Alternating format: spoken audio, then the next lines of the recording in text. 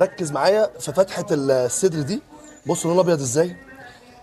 انا بحب الصدر الابيض ده جدا. ركز معايا في كل تفصيله انت بتشوفها. بص الصدر ابيض طري، تحس ان هو كده ايه، ما بياخدش معاك مجهود، تمسكه تلاقيه ده في ايدك. بص عامل ازاي. بص يا سيدي، انت في اي مره هتيجي حضرموت شيخ المندي لازم هتلاقي في عندهم اختراع.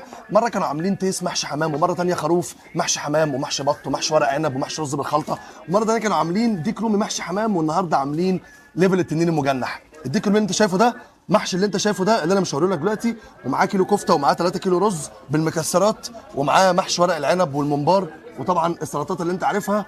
ويلا بينا نبدا بسم الله. بص تعالى، شايف الديك الرومي؟ اللون ده انا برضو بهتم بيه. فردتين الحمام دول مهمين جدا، احنا قلنا مره نسيناهم. فردتين الحمام دول هتلاقيهم موجودين جوه. جاهز تفتح تشوف ايه اللي جوه؟ يلا بسم الله. تفتح التنين المجنح اللي هو الديك الرومي، يطلع لك من جواه ايه؟ سيب كل حاجه زي ما هي ولا تقلق من اي حاجه. يطلع لك من جواه الزند ده. شايف الزند ده عامل ازاي؟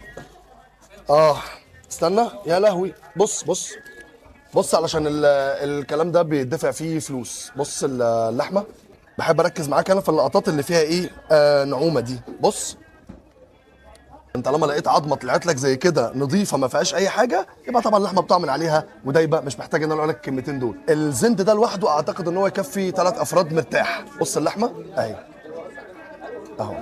بص بص بقى الديك الرومي، ركز كده معايا يا كريم. بص اهو، الناس ورا ما شاء الله عشمانه، ده كله قاعده فعل السكاكين والشوك. تعالى، هو اللي جابه لنفسه. افتح بق. انا مكانه طبعا. كنتش ناوي، انت اللي جيت. لا والله. ايه رايك؟ ما شاء الله. هو الديك الروم اهم حاجه. يلا يا سيدي خش بسم الله. جواه طيب. لا ده ما شاء الله داخل بعشم. دول ايه رايك؟ ما شاء الله.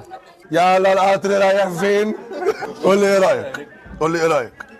يا باشا من غير ما اقول رايي، ما رايي معروف رقم واحد شيخ المندي.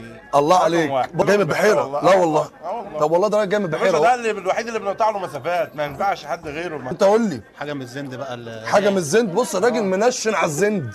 بص سلام. اهي. ايه رايك؟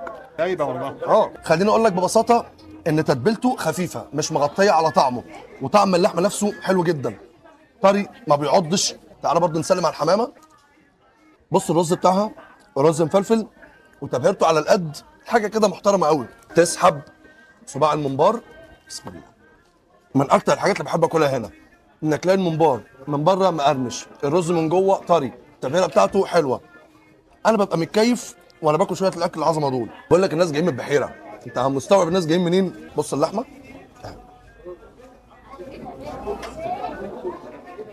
شايف اللحمه دايبه ازاي ولا مستحمله اي حاجه. نبدا احنا نتعامل مع الدبوس بتاع الديك الرومي، المعلقه العظيمه اللي فيها الدقوس والرز والمكسرات، تلحم معاها بصباع الكفته. شايف انت صدر الديك الرومي عامل ازاي؟ صدره منفوخ ابيض جميل، حاجه كده ايه تخليك يعني تنزل تاكل فيه جري على طول. ركز معايا في فتحه الصدر دي. بص لونه ابيض ازاي. انا بحب الصدر الابيض ده جدا جدا. بص الصدر ابيض طري، تحس ان هو كده ايه، ما بياخدش معاك مجهود، تمسكه تلاقيه ده في ايدك. بص عامل ازاي. تعال ناخد كده حته من الصدر وننزل بيها فين؟ في الطحينه بقى اهي، في الطحينه. الصدر جامد. لو انت خدت مجموعه من اصحابك وخرجتوا علشان خاطر تاكلوا اي اكله خفيفه هتدفعوا مبلغ وقدره.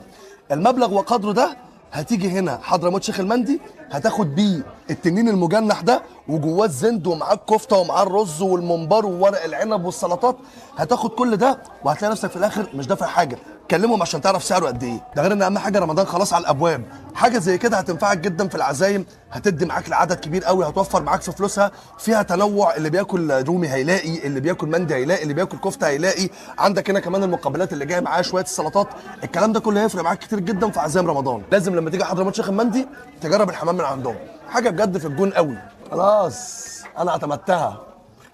الطبق ده مع ديك رومي زي ده، مع الحمام، مع الزند، مع الكفته، مع الرز، مع السلطات، بتتكلم بالميت ياكلوا مثلا بتاع حوالي 10 12 فرد. تعالى منين يا احمد؟ انا من البحرين. من البحرين. الله اكبر. بص يعني احمد ما شاء الله لا قوه الا بالله، البرفيوم بتاعك حلو حبيبي ما شاء الله. الله اكبر، البرفيوم بتاعك جميل قوي. افتح بقك بقى، قول لي ايه رايك. احلى من البرفيوم بتاعي. استنى عشان تجرب الحمام. حمام. ايوه انا عمري ما بحياتي ما اكلت حمام. والله. والله. ركز بقى علشان احمد اول مره ياكل حمام، دي بالنسبه لي لقطه. انا بص انا هبقى افتتحت الحمام مع الراجل ده. الحمامه هتعملها معامله السندوتش ماشي. يلا افتح بقك يا معلم. ايه رايك؟ دي برجر. برجر يختي. انا هقعد اكمل اكل، وزي ما قلت لك صينيه التنين المجنح اللي انت شايفها قدامك دي عزايم تمشي معاك، عزايم في رمضان شغاله معاك، انت واصحابك جمعتوا بعض وجيتوا دخلتوا فيها بصدركم برضه شغاله معاك. تعال عند حضرموت شيخ المندي، والصينيه دي اكيد انا مش هجيبها مكانك.